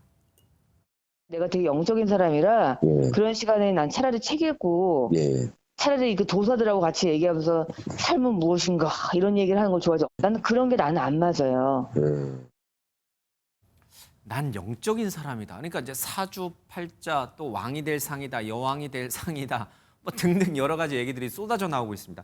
근데 이 로봇계 서성빈 씨죠, 그렇죠? 네. 이 대통령 경호처 로봇계 관련돼서 뭐 돈을 주고 받았다, 어쨌다, 막 이렇게 하는 분이 있는데 이분도 사실은 사주팔자를 보시는 분인가 보죠. 김건희 여사에게 뭐 좋은 얘기를 좀 해준 모양이에요. 네, 그렇습니다. 서성빈 씨 같은 경우에는 또 많이 회자되는 바쉐론 콘스탄틴이라는 고가의 시계를 내가 VIP라서 대신 사줬다라는 의혹을 받는 사업가죠. 또 그러한 시계의 대가로 이 로봇계 이제 계약을 수를 따낸 것이 아니라는 의혹을 현재 받고 있는데 알고 보니까 이 서성빈 씨도요 주역을 공부했다는 겁니다. 예. 그래서 이 코바나 컨텐츠 사무실에서 김건희 씨에 대해서 사주를 자주 봐줬다는 것이고요. 예. 윤석열 전 대통령과 김건희 씨의 사주를 딱 봤더니 윤석열 전 대통령 왕이 될 사주고 이 김건희 씨 같은 경우에 여왕 사주여서 굉장히 놀랐고 이런 부분들을 이야기해주기도 했다라고 지금 이야기가 나오고 있습니다. 그런데 윤석열 전 대통령 부부를 둘러싸고 지금 이러한 역술이랄지 이런 무속인들에 대한 이야기가 많이 나오고 있단 말이죠. 예. 노상원 전 사령관도 이제 무속인인 것이고요. 또 이 건진법사, 또 천공 여러 이 무속인들의 이야기 이름이 거론되면서 혹시 윤 전 대통령 부부를 둘러싸고 이 무속인들이 국정 운영에 개입한 것은 아니냐. 또 국정 운영 방침에 대해서 무속인들이 일종의 조언과 더 나아가서 국정 개입까지 있었던 것이 아니야라는 의혹들이 점차 불거지고 있는 그런 상황입니다. 예. 근데 이게 그러니까 영화 그 누구죠? 조인성 씨 주인공으로 나온 더킹. 예, 거기 보면 이제 검찰의 검사장급 이제 이런 사람들이 대통령이 누가 될지에 따라서 이제 자신들의 운명이 갈리니까 막 점집에 가가지고 대통령 누가 되느냐 하면 그쪽에 이제 줄 서고 막 이런 게 이제 영화가 된 게 있는데 아니 지금 이게 윤석열 전 대통령이 검찰 출신이어서는 정말 이렇게 무속에 또 김건희 여사도 그렇고 이런 사주팔자 무속에 의지해서 자신들의 정치적 운명, 대선 출마 또 사람 인사 이런 걸 다 했단 말인가요? 사실 정치에서 무속을 제외하기는 좀 어려울 것 같아요. 뭐 실제 국회의원 출마자 분들도 다 어디 가서 용하다는 집에 예. 다니는 건 뭐 그건 공공연한 비밀입니다. 뭐 사실 그게 뭐 크게 예사롭지 않는 일인데, 예. 근데 중요한 거는 과정에서 대통령 선거 과정에서 사실은 불안함과 그다음에 여러 가지 미래에 대한 불확실성 때문에 예. 주변의 자문과 그런 점 사주팔자 볼 수 있다고 봐요. 근데 중요한 거는 대통령이 될 때까지는 저는 그거는 충분하게 뭐 여러 가지 이런 합리적으로 예. 납득할 수 있는 영역이 있다고 보지만 그 다음에 국정에서 이 사람들과 논의했느냐 이건 별개의 문제라고 봅니다. 그러니까 만일 이게 지금 특검 수사에서 나오는 이야기들이고 또 지금 사실상 어찌 보면은 특검이라는 그 조사가 이제 사실은 예외성, 보충성에 따라서 정확하게 수사를 해야 되지만 예. 이런 것들이 이제 피의사실 공표는 아니더라도 자꾸 그러니까 언론 보도를 통해서 흘러나오는 이런 것들이 조금 사람이 선정적이고는 자극적인 얘기를 통해서 조금 말하자면 여론전을 통해 오히려 윤 전 대통령 부부를 좀 더 코너로 몰아가고자 하는 정략적 의도가 있다면 이건 정말 배제돼야 된다고 보고요. 여기서 가장 중요한 거는 과정에서의 문제들이 아니라 이것이 이제 대통령이 된 이후에 공적 영역에서 이 사람들의 역할과 조언이라든가 이분들의 뭐 예. 그런 영향력이 있었는지 이걸 따져보는 게 저는 분명한 거지, 과정에서 이렇게 가십성 기사를 통해서 선정적이고 자극적인 얘기를 통해 대중의 관심을 사려는 것, 이거는 저는 그 특검 수사에서는 좀 분리 대응해야 될 부분이라고 보고, 여기 가지고 너무 여론전하는 거 저는 이거는 바람직하지 않다고 봅니다. 뭐 그 말은 저도 뭐 충분히 공감이 되긴 하는데 12.3 계엄 때 노상원 씨가 그 군산인가요? 그 예. 비단 소녀인가요? 예. 예, 그 또 비단아 씨. 비단아 씨.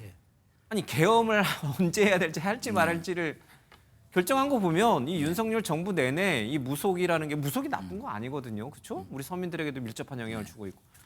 그렇지만 이렇게 국가적으로 큰 과제라든지 아니면 결정 또는 누구를 어느 자리에 보내서 인사를 할 때 영향을 이 정도까지 줬나 하는 게 이제 지금 사실은 이게 가십성을 차원을 넘어섰다는 뜻이거든요. 네, 맞습니다. 그러니까 우리가 무속을 이렇게 참고만 삼는다면 재미삼아 그 뭐 이렇게 본인들이 이제 참고만 삼아서 그걸 하나의 뭐 경계 예. 지표로 삼고 한다면 모르겠지만, 만약에 그 말대로 무언가를 실행했다고 한다면 그것은 국민들에게 굉장히 경계의 대상이 충격을 주고 있어요. 충격을 주고 경계의 대상이 될 수밖에 없고, 앞으로는 그런 일이 없게 하기 위해서 충분한 예방 조치를 해야 될 사안까지 발전한다고 볼 수밖에 없습니다. 예. 아무리 손바닥에 왕자를 써야만 한다라고 얘기를 했다고 해가지고 국민들이 보는데 그것을 보여지게 하고 나온다? 그럼 국민들은요, 그것을 영문을 몰랐을 때는 그냥 참겠지만 와, 무속에서 하는 얘기를 저렇게까지 실행을 한다고? 라고 예. 한다면 그 모든 것들에 대해서 영향을 받겠구나. 예. 그리고 그런 것들이 합리적인 판단이거나 국민들을 위한 판단이 아니었겠구나라고 생각할 수밖에 없는 것이라고 알겠습니다. 생각합니다. 근데 그 로봇계 사업가, 그러니까 저는 로봇계 사업가 뭐 이런 걸로만 알았는데 저분이 사주까지 벌지는 몰랐습니다. 근데 약간 가십성인데 윤석열은 왕, 김건희는 여왕 사주라 놀랐다. 그러니까 왕과 여왕이 동시에 존재하지는 못하잖아요, 그렇죠? 네. 여왕, 그러니까 왕이면 왕이고 왕이 없을 때 여왕이 있는 거지. 근데 어떻게 왕과 여왕이 같이 있어요? 왕비 사주가 아니고 여왕 사주라는 예. 거잖아요. 저도 모르겠어요. 뭐 그건 사주의 영역이니까. 그러니까 V0, V1 그 얘기인가요? 그래서 뭐 그렇게 하려면 국민이 이제 뽑은 건 왕인데. 아마 언론이 그렇게 이제 이렇게 예. 좀 인터뷰에서 취재하는 것 같은데, 어찌됐건 사실 그 저런 것들이 아마 과정에서 윤석열 전 대통령이 검찰총장에서 대통령까지 직행하는데 힘이 됐던 것 같아요. 그렇지만 사실은 뭐 이 부분에서 이제 이걸과 내란과 이걸 또 윤 전 대통령의 위헌과 어떻게 연결시킬지는 특검의 영역인데, 어쨌든 솔직히 말씀드리면 저도 많은 사람들이 관심을 갖고 흥미를 가진 영역들이 지금 쏟아져 나오고 있다, 이렇게 생각합니다. 사실 뭐 정권 초기부터 김건희 여사라든지 윤석열 전 대통령이 무속에 상당 부분 많이 의존하고 있다, 정신적으로, 그런 얘기들은 사실 많이 나왔어요. 근데 그런 얘기들이 술자리에서 이제 뭐 지인들끼리 술 먹으면서 카더라 정도였는데, 이게 참 특검에서도 이런 얘기들이 나온다는 것 자체가 좀 충격입니다. 건진법사 얘기가 나왔는데, 이 변호사님, 이제 이 건진법사의 무속 얘기 말고 건진법사 집에서 현금 다발이 발견이 됐잖아요. 네. 이 검찰이 이제 수사하다가. 근데 그 현금 다발에는 이제 왜 은행권에서 이제 뭐 이렇게 돈을 받으면 띠지, 은행 이제 써져 있는 띠지가 있는데 그게 사라졌다면서요.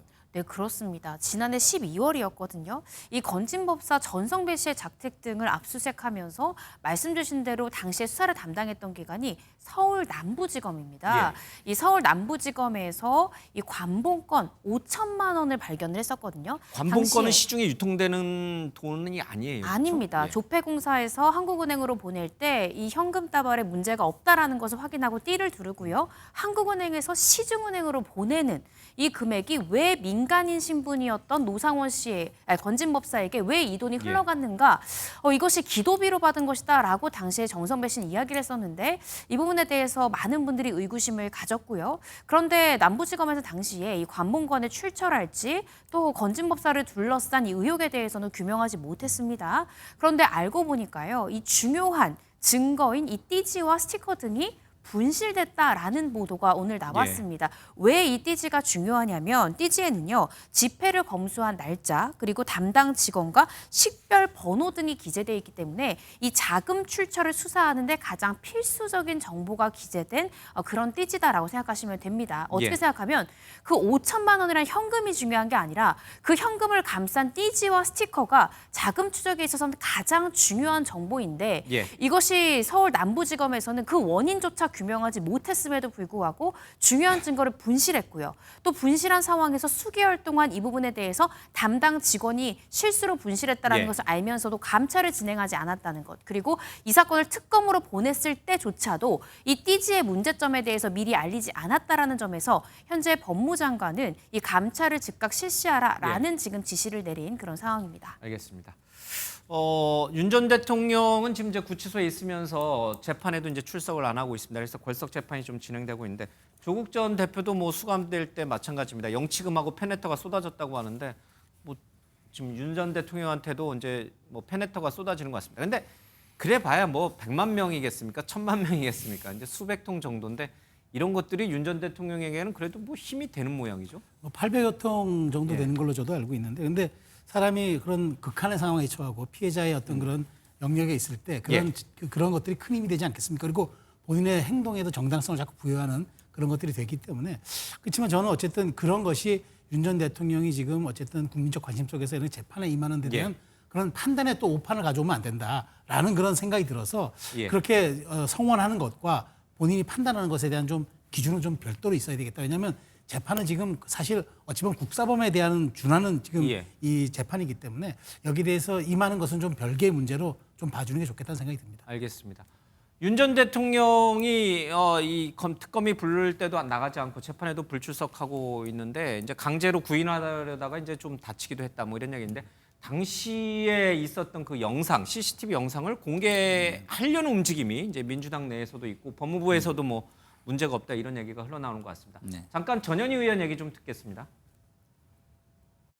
접견도 사실상 황제 접견이라고 할 정도로 근무 시간 초과한 접견일 수가 보통 9시부터 6시까지인데 그런 날도 상당수가 있고요. 또 심지어 9시 45분까지 접견한 기록도 저희들이 확인을 했고 이 에어컨이 빵빵 터지는 공무상 접견실 이건 수사관이나 검사들이 구치소를 방문해서 조사하는 경우가 있거든요. 낮에는 거의 여기에 머물고 이제 밤에는 구치소에 참사를 하는 그런 행태로 사용을 한 것 같습니다. 네, 에어컨이 잘 나오는 이제 변호사 접견실을 거의 낮에는 하루 종일 쓰고 밤에만 이제 잠잤다 이런 얘기도 좀 나오고 있는데 그 CCTV는 이제 전현희 의원이 공개하겠다라고 하는 거예요. 강제 구인 과정에서 얼마나 이제 윤 전 대통령이 저항했는지. 근데 이게 경질된 전 서울구치소장은 인권보호라든지 개인정보 차원에서 안 된다라고 불어했는데 이게 가능한가요, 법적으로? 그 부분에 대해서는 수사상 필요랄지 국민들의 알 권리를 토대로 해서 아마 문제가 없다라고 이야기를 하는 것 같은데요. 사실 원칙은 당사자 동의가 있어야죠. 그런데 이 공공의 필요랄지 아니면 이 국민들의 알 권리 차원에서 공개를 지금 이야기하는 것 같고요. 또 지금 전현희 의원이 얘기하고 있는 것은 변호인 접견실이 아닙니다. 공무상 접견실을 썼다는 것인데 공무상 접견실이라는 건요. 검사나 수사관 사관들이 구치소나 교도소에 방문해서 조사할 때 하는 곳이고 변호인들이 하는 그 작은 접견실과는 다릅니다. 그렇군요. 서울구치소의 변호인 접견실은 30호실로 되어 있고요. 예. 에어컨이 한 대밖에 없어서 저도 가면 굉장히 덥습니다. 그런데 이 공무산 접견실이라는 이 단독 접견실을 마련해줬고 주말뿐만 아니라 밤 9시가 넘은 시간까지 접견했다라는 점에서 특혜가 아니야라는 이의를 제기하는 것 같습니다. 뭐 전직 대통령이긴 하지만 이런 특혜를 받는 건 당연히 안 되죠. 예, 그러니까, 그렇긴 한데 그 속옷 차림의 그런 CCTV까지 영상을 공개하는 건 어떻게 생각하세요? 그러니까 예를 들어서 뭐 우리 이구은 변호사님은 이제 그 알 권리 뭐 이런 말씀을 하셨지만 저는 뭐 알 권리 뭐 이런 거보다는 어떤 개인의 어떤 인권이나 이런 부분이 있다면 당연히 인권이 우선적으로 존중돼야 된다고 봅니다. 근데 그게 아니라 거기에 위반과 위법이 있다면 얘기는 달라지는 것이죠. 그래서 예를 들어서 체포영장이라는 걸 집행하려고 하는데 그것에 대해서 위법적인 행위를 했다. 불응 자체가 사실은 위법적인 행위죠. 그러면 그걸 따져보기 위해서 CCTV를 가르기 위해서 위법인지 아닌지 그 증거를 보겠다고 하는 거는 너무 당연한 거 아니겠습니까? 그러니까 단순하게 뭐 이런 것들이 어떻게 지내는지 이런 것을 봐야 되겠다. 이게 국민의 알 권리다. 이런 게 아닌 겁니다.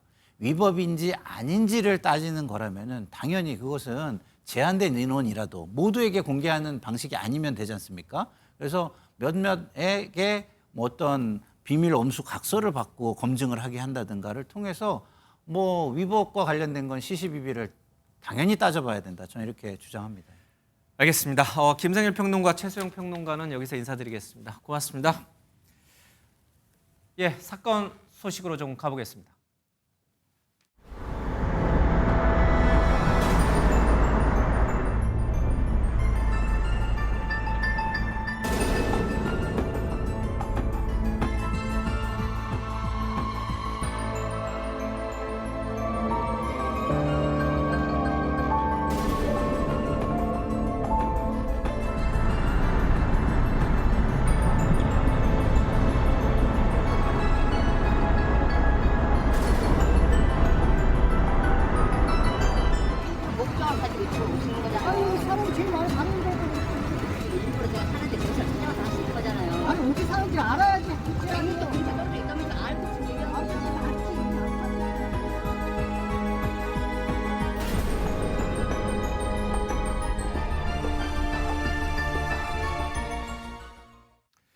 네, 김유진 MBN 아나운서, 김지훈 변호사 함께 하겠습니다.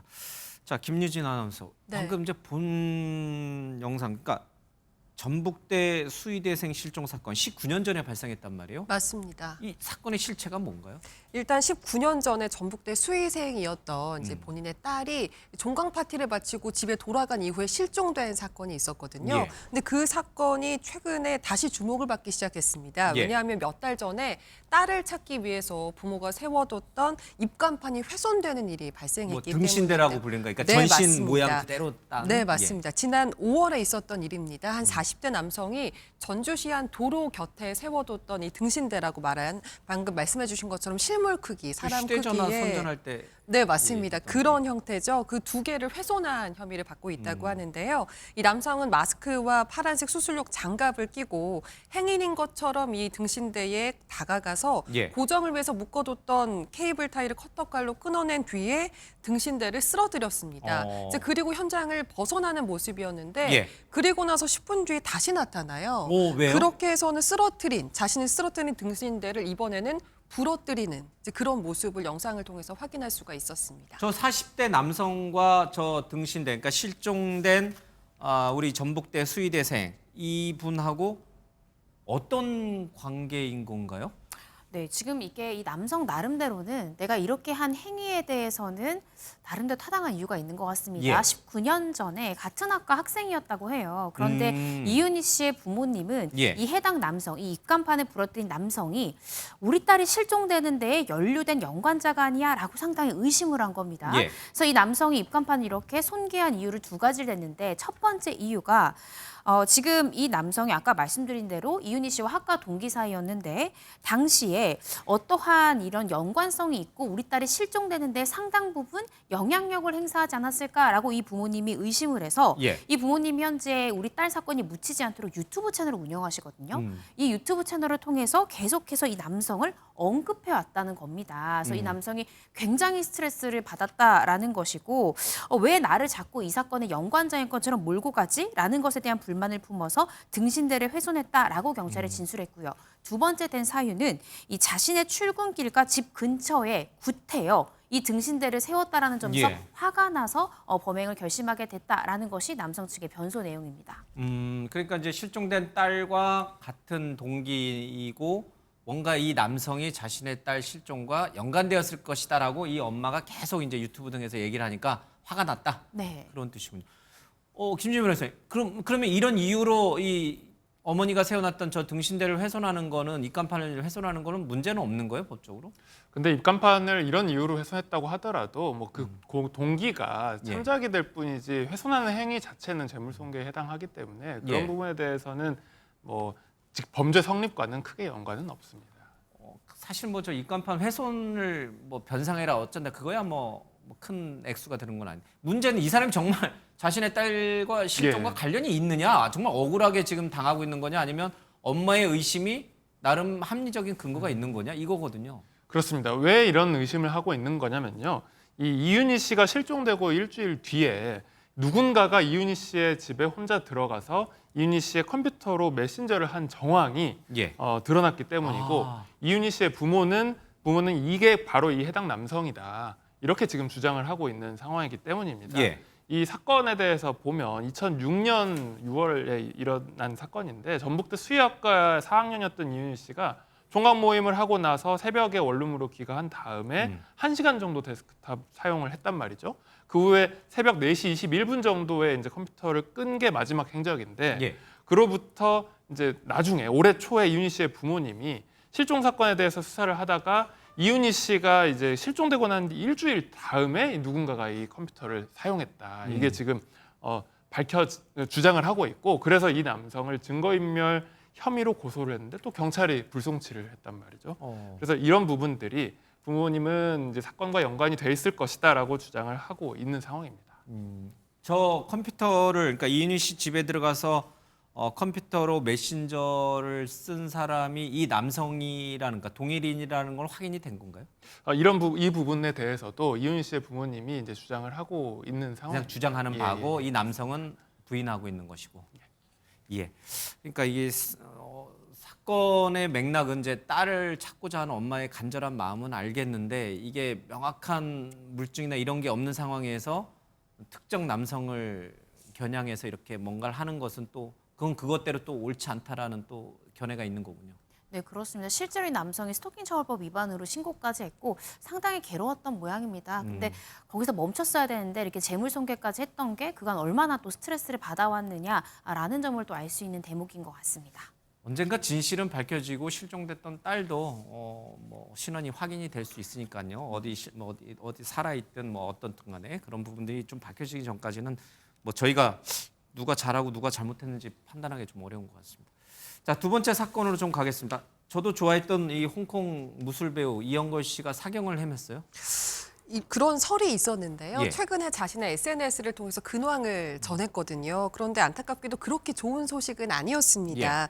최근에 예상하지 못한 시련을 겪었다라면서 하드웨어에 문제가 생겨서 공장에 좀 다녀왔다 이렇게 적었거든요. 예. 아무래도 이제 건강에 이상이 생겨서 병원에 진료를 받았다라는 사실을 좀 돌려서 표현한 것으로 보이는데요. 이와 관련해서 이영걸 씨의 친구라고 밝힌 사람이 한 매체를 통해서 이영걸 씨가 최근에 작은 양성 종양이 생겨서 수술을 받았다라는 조금 더 자세한 상황을 전하기도 했습니다.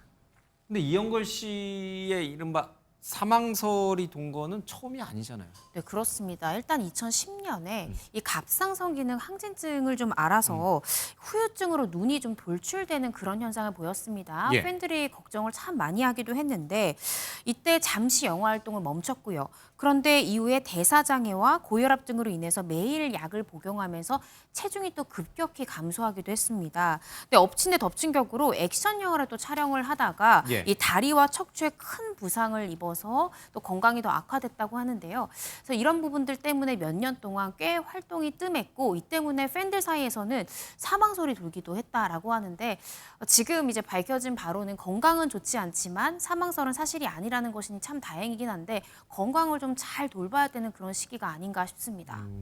실제로 좀 정말 사망에 이를 정도로 위태로웠던 적도 있습니까? 네, 죽음의 문턱을 넘나들었던 적이 있었던 걸로 알려져 있습니다. 이영걸 씨가 건강 문제로 생사고비를 많이 넘겼다고 하는데 실제로 그 이영걸 씨가 2023년에 직접 출간한 책 초월생사라는 책이 있는데요. 여기에 따르면 죽음에 직면한 뒤에 담담해졌다라고 밝혔거든요. 내 아내에게 내 장례를 치르지 말라고 했다든지 비석도 필요 없다, 수목장이나 해양장도 괜찮다 이런 식으로 죽음에 관한 언급을 하기도 했고요. 예. 최근까지도 크고 작은 수술을 받으면서 이제 장례식까지 이렇게 고민할 정도였다고 하니까 뭐 다시 행복한 모습을 보여주고 있는 이영걸 씨에게 팬들이 뭐 감사하고 감격할 수밖에 없는 것 같습니다. 예. 김유진 아나운서는 황비용 알아요? 동방불패 본 적 있어요? 저는 직접 본 적은 없고요. 유명하다는 것 정도는 알고 있습니다. 알겠습니다. 저는 뭐 제가 대학 다닐 때 굉장히 유행했던 영화가 황비용이고 동방불패여서 저는 너무 잘 아는데 이건 변호사님, 당시에 그러니까 1990년대 그 이후부터는 뭐 이영걸 씨는 중국 무술의 대표였잖아요, 그렇죠? 네, 그렇습니다. 홍콩 영화의 전성기를 이끈 인물이다 이렇게 평가할 수 있을 것 같은데 저는 사실 초등학교 때 이마가 넓어서 별명이 항비용이었거든요. 저는 잘 항비용을 알고 있는데 아나운서님이 모른다고 하셔서 안 닮았습니다. 훨씬 미인이십니다. 예, 지금 이영걸 씨가 이 베이징 출신이라고 해요. 근데 국적을 2번 또 바꾸기도 했는데 미국 국적으로 바꿨다 또 싱가포르 국적으로 바꾸기도 했는데요. 82년도에 홍콩 영화 이 소림사로 데뷔해서 아시아권에서 굉장한 인기를 누렸고요. 또 90년대에는 말씀 주신 대로 황비용이랄지 아니면 이 동방불패 등의 이 작품을 통해서 홍콩 액션 영화의 전성기를 이끈 인물이다 이렇게 평가가 됩니다. 또 2000년대에는 키스 오브 드래곤 등 헐리우드로 진출해서 홍콩 액션 영화가 비단 중화권 내에만 있는 것이 아니라 헐리우드까지 진출할 수 있고 사랑을 받을 수 있다라는 것을 보여준 그런 인물이기도 합니다. 예. 이제 황비용 같은 경우는 이제 그 서구 열강이 근대에 이제 중국을 이제 식민지화시키는 과정에서 이제 맞서는 그런 스토리가 있어가지고 상당한 애국주의와 민족주의를 일으켰던 그런 영화여서 저도 아주 관심 있게 봤습니다. 최근에 그러니까 이제 잠시 무술을 떠나서 이제 좀 지내다가 다시 또 영화에 복귀를 하고 그랬죠. 맞습니다. 최근에 한 무협 영화 촬영을 마쳤다라는 소식이 전해졌는데요. 이게 이제 개봉을 하면 14년 만에 스크린 복귀를 하게 되는 셈입니다. 그런데 이 작품이 취권을 연출하고 와호장룡을 무술을 담당했던 감독의 작품이라고 해서 더 화제가 되고 있는데요. 말 그대로 액션 스타로서 여전히 건재함을 보여주고 있는 그런 모습인 것 같습니다. 알겠습니다. 마지막은 현대차 그룹의 정주영 회장 등 이 3대가 세계적 자동차 전문지에서 회자가 됐던 얘기를 좀 하겠습니다. 먼저 영상 보겠습니다. 인간이 자기는 영원히 승리할 수 있다 생각할 때는 영원히 난 승리하고 살고 있다 이렇게. 현대차 자동차는 아주 손색이 없는 차다 이렇게 그런 방향으로 좀 가고 있지만 앞으로 더 이제 거기에 하게 불편이 없도록 합심해서 최선을 좀 다했으면 고맙겠습니다. 두 분께서 이룩하신 숭고한 업적과 기업가 정신을 이어받아 국가 경제에 기여하고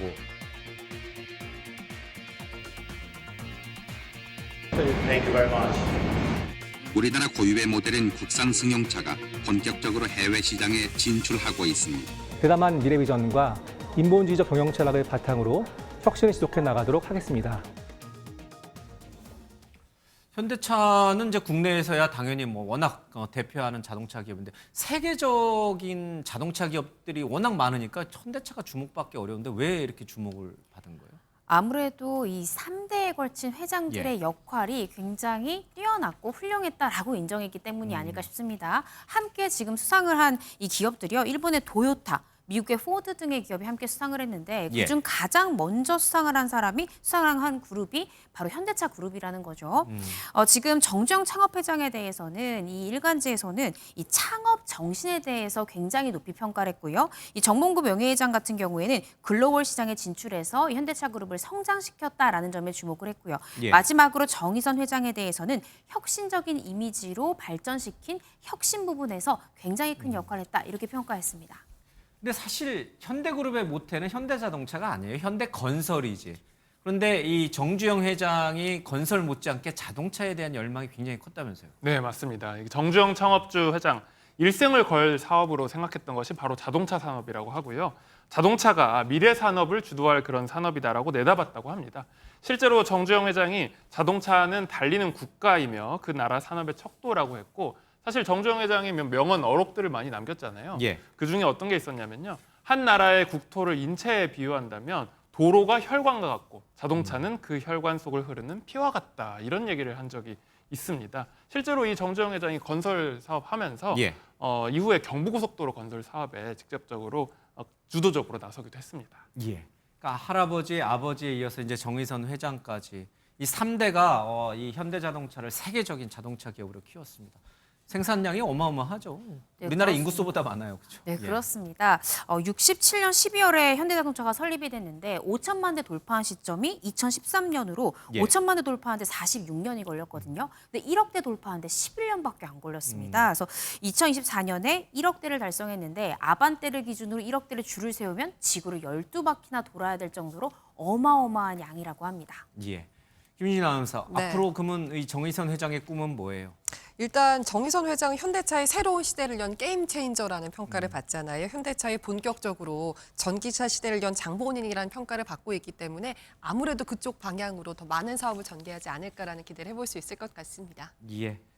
자, 우리나라의 이제 성장 동력이 많이 떨어지고 있다. 이제 이런 우려가 굉장히 많아서 걱정스러운데 삼성전자, 현대차 이런 글로벌 기업들이 좀 더 성장할 수 있도록 정치권이 또 정부가 잘 기반을 좀 뒷받침했으면 좋겠습니다.